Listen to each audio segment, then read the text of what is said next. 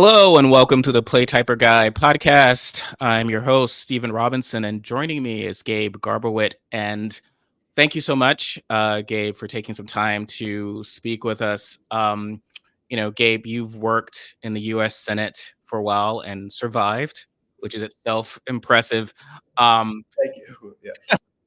and I thought you would have some insight into something that is puzzling, I think, not just me, but we chat on social media. I think a lot of people, um, particularly how Senate Democrats are responding to both a radicalized Republican Party, but also a completely out of control Supreme Court that is an extension of the Republican Party, an arm of the Republican Party.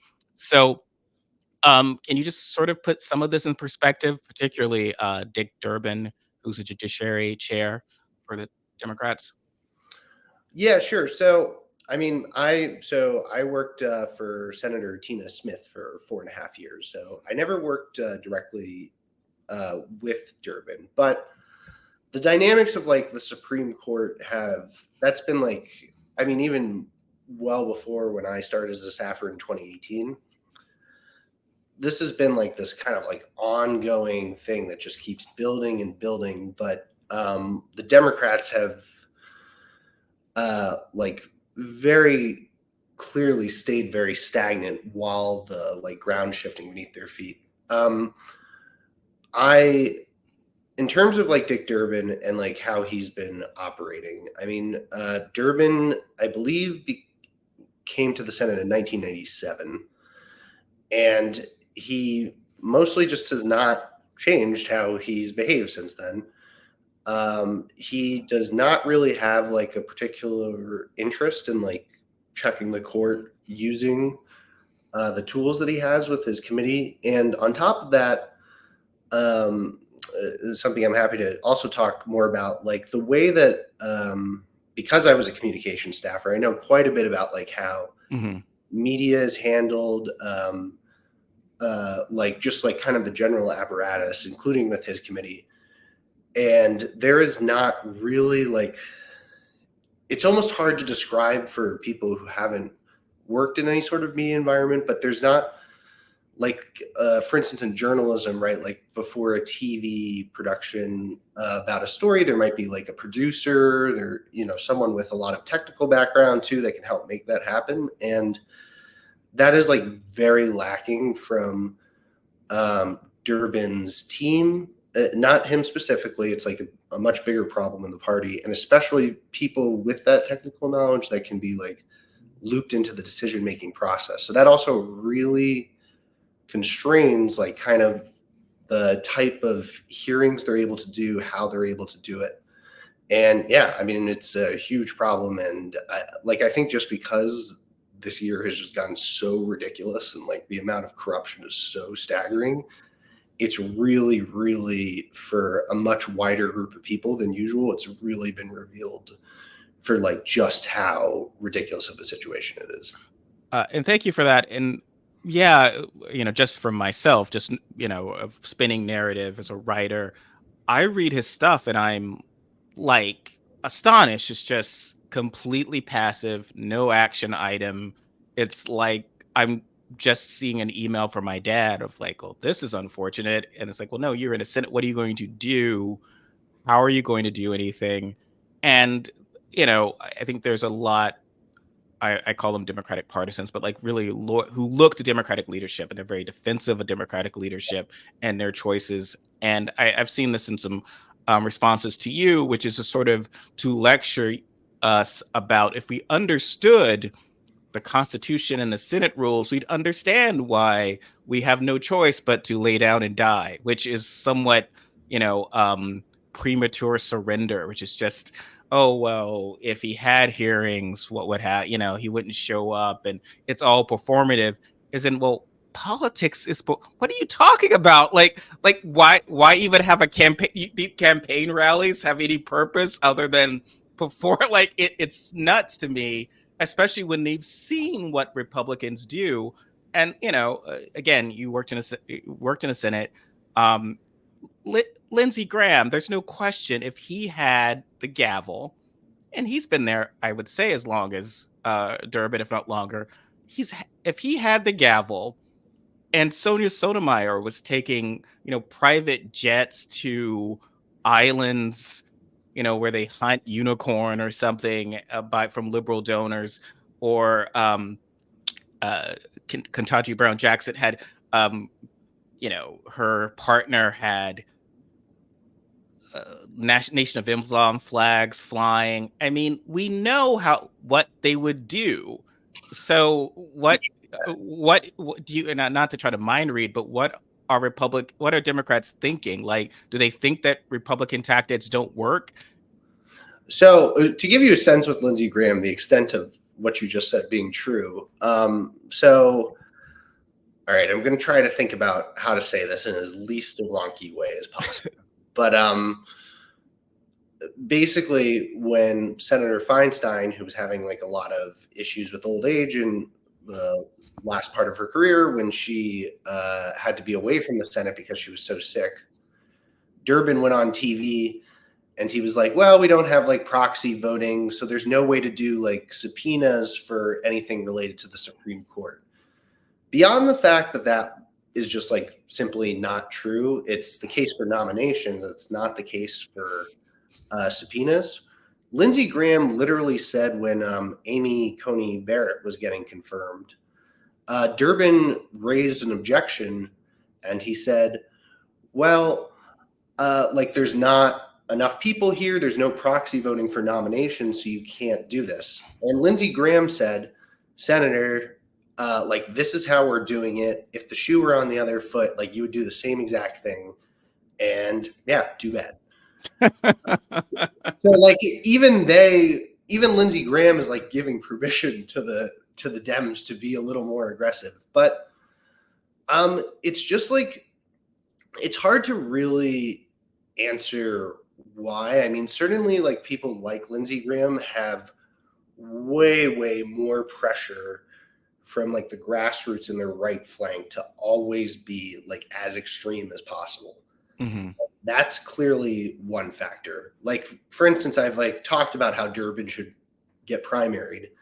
And the fact that it's like not that realistic of a thing that I just said, that's a real problem because for Durbin, he's like basically able to just keep doing what he's doing no matter what and not really feel like any push. In fact, it could be the opposite, right? Like if he does things that upset like corporate donors or something, the opposite push.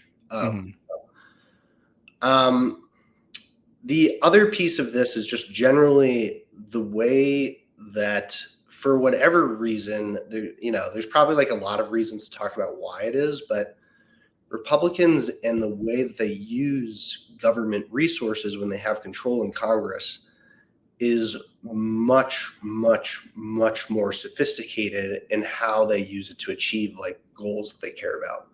So like the classic example, and it's one that I think people don't talk about enough, is like what happened in 2016 with Hillary Clinton. So there was the Benghazi committee. People are aware of that. Maybe it did something, maybe not. It certainly created a general appearance of like, wow, Hillary Clinton is not a lawful actor. But we have like a very direct thing where it really mattered because for the Oversight Committee, they were relentless with James Comey about emails, right? They kept talking about emails over and over again. And even if we're going to pretend like that had no effect on the electorate, almost everybody thinks the letter that Jim Comey sent reopening the email investigation in October is like something that led to Hillary Clinton's loss. Well, why did he send this letter? He sent it to that Oversight Committee. And the Oversight Committee was the one who then said like, oh, wow, this has been reopened into Hillary Clinton. This is a huge story. And it became a huge story. But he did it because he promised them, and they were going to be relentless about it, that he would have to update them on any developments related to the email investigation. And that's a direct example of like committee resources being used in a way that in that case, very well might have changed the course of like American history. I had written about that for Aaron Rupar's newsletter and doing the deep dive. And it's fascinating because if you look at the polling data and whatever is very true. Like, it flipped, like the double haters, to call it, people who didn't like either candidate. Um, the percentage that Trump won of them after that letter, it changed the ball game, because I think people say, and it's something else I've written about, is that there's this idea, and I call it the premature surrender. It's like, oh well, why even bother saying that he's a felon? Oh well, it's like all the Eeyores in the Democratic Party is that they are. It doesn't. No one cares. It's like, well, actually, there's evidence. If you look at the polling, Trump does poorly whenever people are reminded of his scuzziness, and it drives the news cycle. He benefits from his ability to make that go away. And so it's always weird that Democrats don't seem to comprehend that, right? Like, comprehend how to make a narrative to drive it politically. And that is what's confusing to me. Like, is there just a sense of, we want to behave better, or even though it will essentially mean surrendering the nation to fascists? That's what puzzles me. I think so. There are definitely people who like say that. They'll say it in public too. It's not just privately, but I don't really think that's the reason. Like, this idea of being adults in the room, like that. Mhm. That to me, it doesn't really hold much water. What I really think it is I experienced this a lot as a comm staffer, and I think a lot of other comms people did as well. Is in the Democratic Party, there's a very developed pipeline within the party for policy staffers. And like, okay, you do this for a little bit, then maybe you go to this place and do this for a little bit, and become a lobbyist or whatever.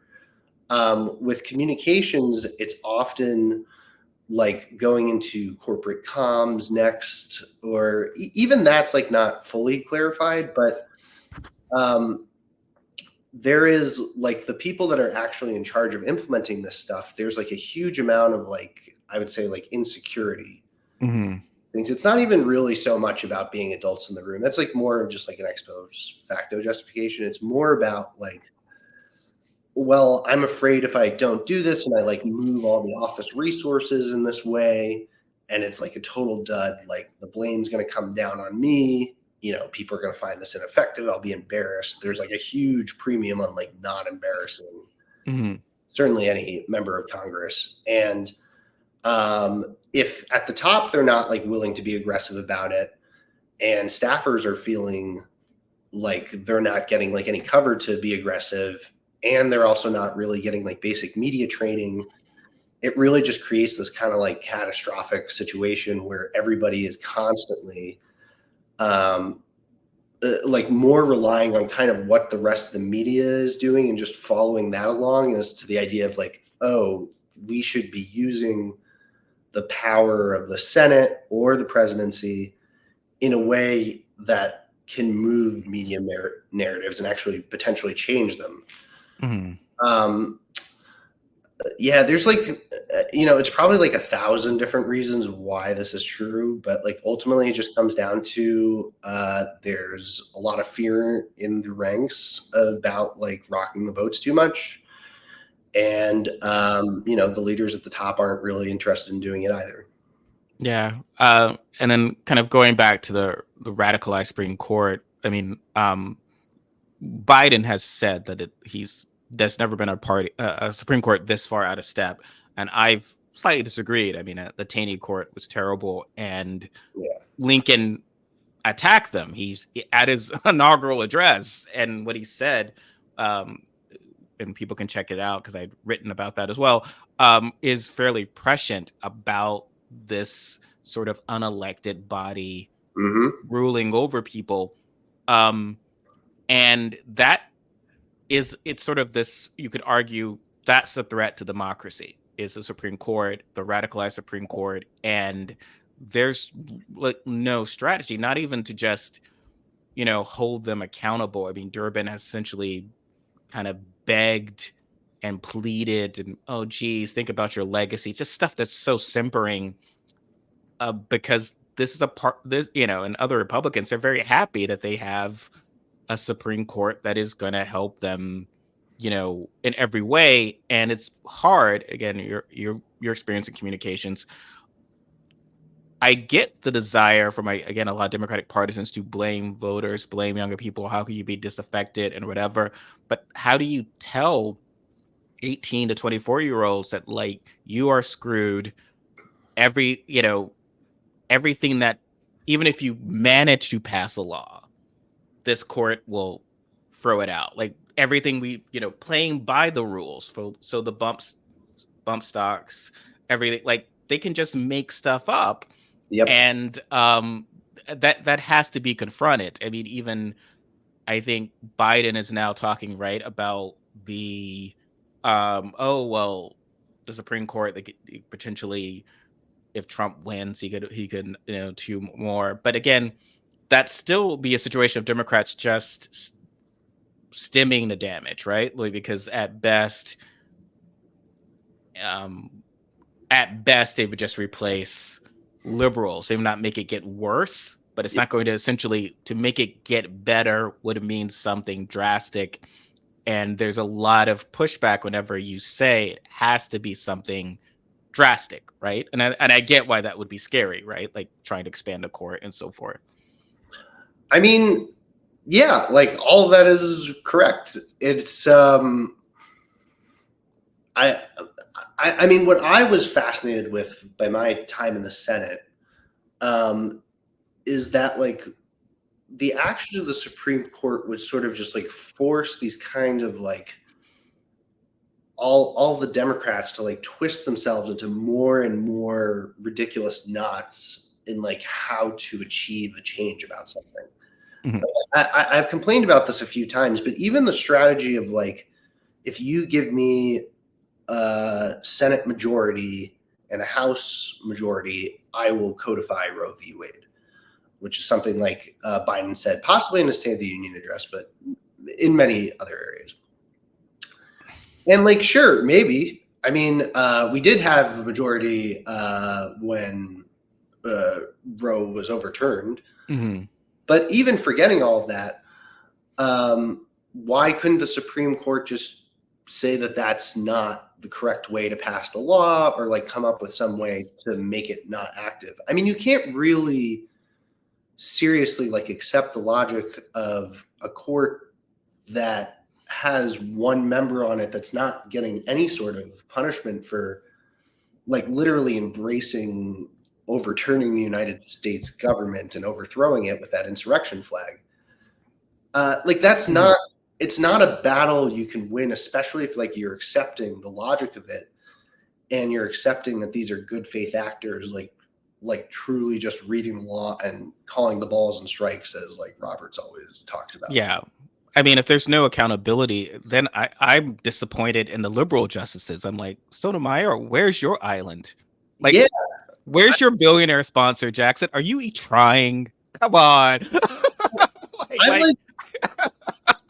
I've talked about before how I think it would be funny to just like get like a random person off the street to make them a Supreme Court justice just for like, you know, a few weeks or something. And like if they like the silence by the liberal justices about what's going on really, really bothers me in the same way it does with the Democrats in the Senate. Mm-hmm. Like if they just started like going out and been like, yeah, this court totally rigged. I mean, like, are you kidding me? Like, we're delaying Trump's trial until after the election for what? So he can like assassinate his opponent or whatever he's arguing. Like that, this is like ridiculous. Like, if they start saying that, I mean, pretty much the only thing that the court has that really matters is like their legitimacy, and they are not acting like a legitimate entity consistent with the rule of law right now. And any of the other justices, if they think that same thing, I don't really understand why they wouldn't openly speak about that. No, they are playing a different game. I mean, we know Alito has not shied away from making clearly political statements. Yeah. And you know, it comes up Wall Street Journal. I mean, yeah, like come on. With Ruth Bader Ginsburg, like before she died, I mean, she was doing everything to hold on deathly ill, and made the appeal, which is itself arguably unconstitutional, that, oh, please let my replacement be someone for the next. But if that's the case, you know, if she was that afraid, like, what are you afraid of? Like, it's not like Trump had just been elected and and she thinks he's going to put Stephen Miller or Janine Pirro. He's just appointed two other people. So if you are literally, you know, trying desperately to stay alive, that would to avoid him appointing a third person, aren't you making a statement that, one, the Supreme Court is very political, and two, Kavanaugh and Gorsuch and eventually her actual replacement Barrett are so scary, so radical, so extreme? Because I feel like Democrats itself were making, they will say, like, Hillary Clinton was, she warned you, she talked about Supreme Court, but at the same time, Dianne Feinstein and others would make the argument about, oh, well, settled law and qualifications. A lot of Democrats, like Chris Coons and whatever, their sense was that there's qualification. And so he nominated qualified people. They weren't necessarily making it of like, here's the rights you will literally lose, which again is a rhetoric that Republicans would say. So this sort of this institutionalism, I think that's what it comes back to, that Democrats embrace, that allows a fascist movement to just barrel through them. You talked about, Biden saying, give me a majority in the Senate, which he had in 2022 when Roe was overturned, but it was Manchin and Sinema who wouldn't, kill the filibuster. Even for that, there was no limit. Like, we had this, in the Senate map is very much against Democrats. So we had this trifecta very briefly. And it, to me, is puzzling because this is not going to be an election, frankly, decided by a bipartisan infrastructure bill.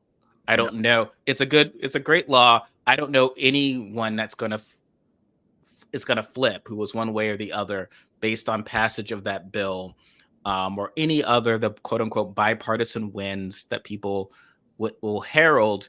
They're going to say, oh, you've got to come out, even if you think Biden's, you've got to come out and vote, because democracy is on the ballot, democracy is on the line. And then when we had all of that, because of, essentially Manchin, Sinema, we didn't put things in place that could have stopped it, like DC statehood, voting rights, preserving abortion rights. And it just seems like we're just not governing consistent with how we fundraise. And I think arguably Republicans do, like, they do govern like they fundraise. Yeah, I mean, it's just gotten more and more stark, the divide. And also, by the way, to the point about the filibuster, I mean, it's not like Biden also like called for them to get rid of the filibuster for that. I don't think he ever did, actually. Like, just made me an argument, like, if they said it out loud, it would put, they'd be stubborn about it. But like, I don't know. I have a suspicion. It's not based on like any like cool insider things, but I mean, it was the way that we started governing, like when Biden first came to office. The focus was not at all on things like voting rights and that sort of thing. I mean, that was like barely part of the discussions. It was like passing the American Rescue Plan, then all that infrastructure stuff, and Build Back Better, which were, like you said, great bills. But I mean, there was not any focus coming from the Biden administration or congressional leadership, for that matter, on doing something other than those things. So I kind of met you on social media because I was impressed because you were one of, I think, sort of a few folks who are acknowledging that Joe Biden is old. Oh, yeah, huge shock. Wow. It's a very controversial position. And I sort of come from this from a different perspective of back in 2019, when everyone, I think one of my uncles might have been running for the Democratic nomination for president, like everyone was running. Yeah. And I was like, well, should it actually come between a centrist and socialist proxy fight between represented by two very old men or any number of younger, from, we had women and minority, it was such a diverse group that in came the white guys, the old white guys. And then essentially that became the choice. And it's like, okay, well, all right, well, if that's our choice, I said this in 2019, he's gonna be in his mid eight, like, because you set out for 8 years. It's 8 years. No one just does. And people have tried to retroactively claim that Biden might have promised something different. It's like, no one does that. No one volunteers to give up incumbency. That would be a dumb thing. You are selecting your candidate for the next decade. And that was our choice. I've been kind of like, I've written things disagreeing with Exor Klein and others who have suggested replacing Biden, because it's like, okay, well, I don't see how that gets better. I think we need to sort of, this is what we committed to. But so I guess my question for you, we're looking at the polling. I know some people disagree with whether we should believe the polling and so forth. But what is fascinating to me is, like, if a lot of these fundamentals are true with both, the sort of the economy, the feel of the nation, and so forth about things,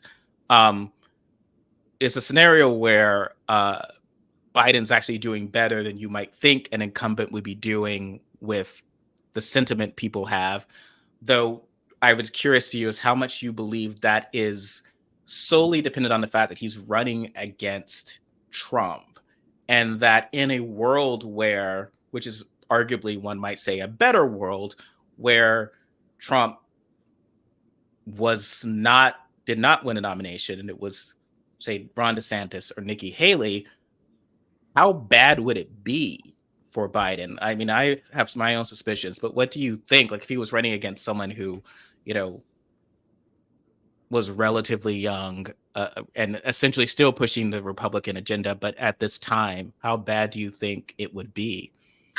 It's hard to really like answer that in a way that I'd feel like, oh yeah, this is like truly what I think. Mm-hmm. I think, for DeSantis specifically, I'm not really convinced that he was like ever like, some rock star, just because, there was kind of like this impression of him initially as like he was kind of like a little more like moderate or something than Trump, which he never was. In fact, like he's very extreme and dangerous. Yeah. Yeah, and he has like a pretty dangerous record to run on. Nikki Haley's kind of like an interesting hypothetical. It's hard for me to really say. I do. Yeah. I agree with you, because both of them are sort of, it's hard to imagine a Republican Party not doing what it did, right? Yeah. Like, so it's hard to kind of figure out. It just concerns me because a lot of the voters seem concerned about Biden's age. And so sort of the plus that I keep hearing when people raise concerns about Biden is like, well, the other guy's a felon and the other guy's also old. And it's sort of like, oh, well, what if there was a reality where that wasn't the case? Like, that's concerning, right? Like, that is, because with Obama, you would, he was running against arguably a war hero, and then a former governor.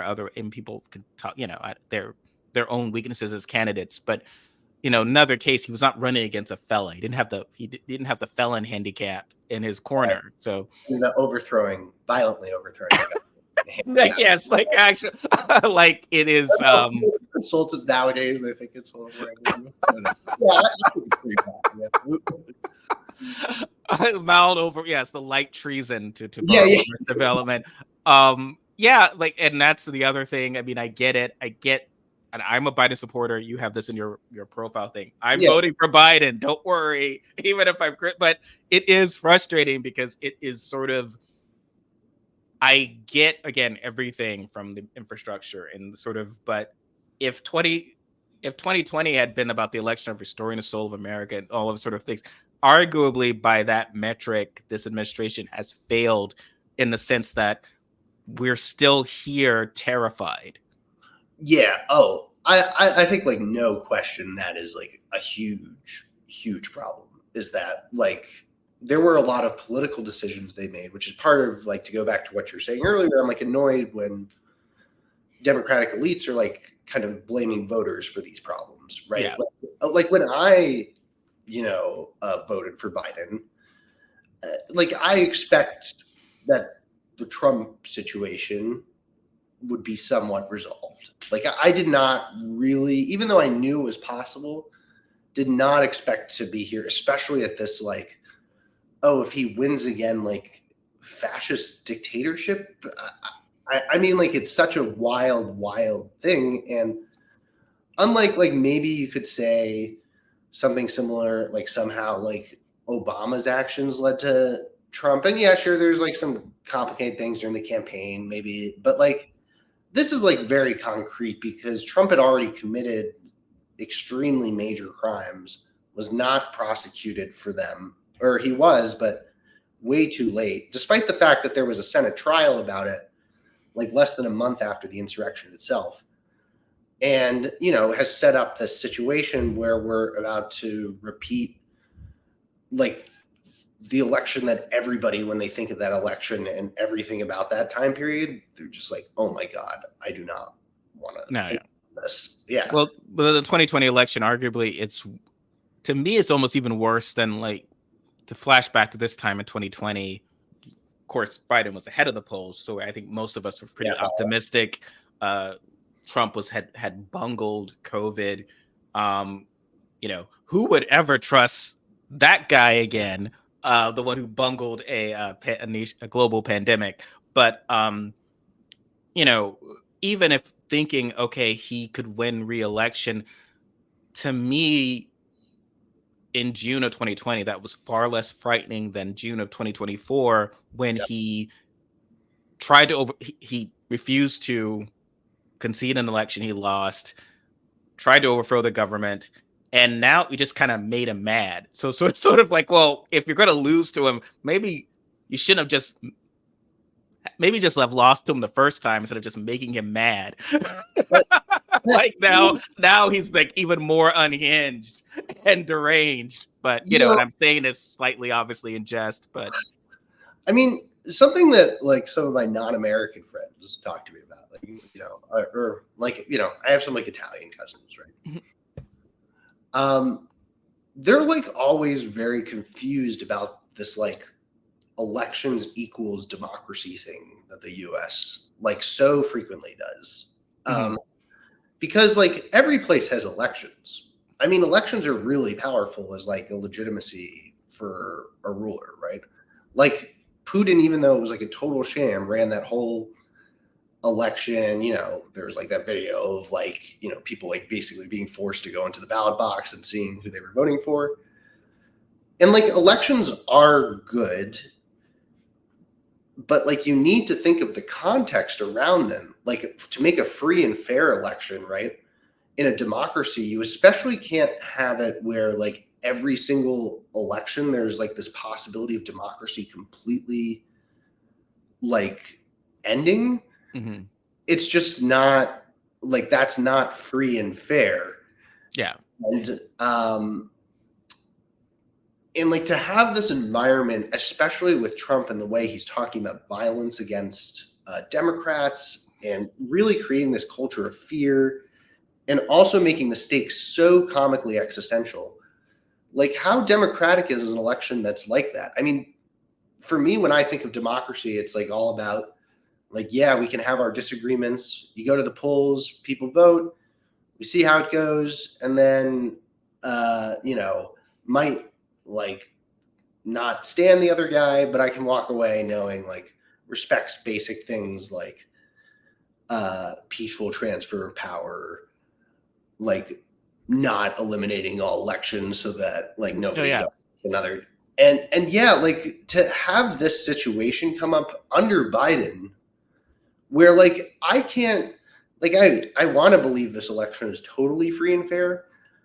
I'm not like really sure I can label it in that in like even compared to 2020 and labeling it as like unambiguously like, yeah, this election like basically people are able to vote in like Pennsylvania and like And those are different points of that, to your point. So again, if it's a Biden versus Haley, and there are many ways in which Democrats wish that were, so then they could talk about healthcare and the issues, right? That's very different from, because he can't, because ultimately we talk about how absurd the debate is, because if Trump does show up, ultimately everything kind of reverts to, well, you're a felon or you support violence. How do you engage Right. on actual policy issues with someone that unfit, like someone who will cede Ukraine to Putin, someone who is completely corrupt? So it is this kind of, and to the extent, and this kind of goes back beyond, because I think everyone wants 2016 to have been that inflection point and blame the voters for 2016 and so forth. Even though, as I recall, as a journalist, I was roundly mocked for suggesting Trump could win. That everyone was like, "What are you talking about? The blue the blue wall is a blue.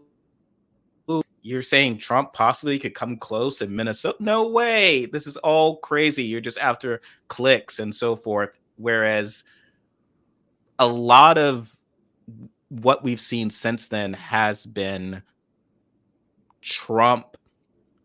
It's not all Trump. It is somewhat the Republican Party has gotten steadily radicalized. So you Yep. have someone like Alito, you have the Federalist Society and whatever. And so, as you said, Democrats are saying, okay, well, if whenever Republicans win, they're going to they're going to take away rights, in which case, okay, well, these are completely bad actors.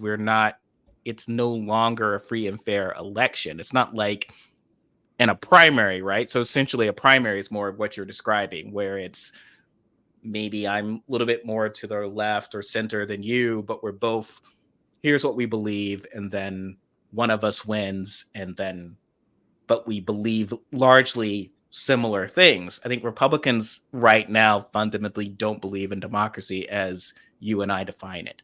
That's right. I mean, it's very concerning. And like, it's not like the US was always democracy or anything, but like, it definitely was not. But what really gets me about this situation is that, like, first off, the story of like the Republicans continually like radicalizing and radicalizing.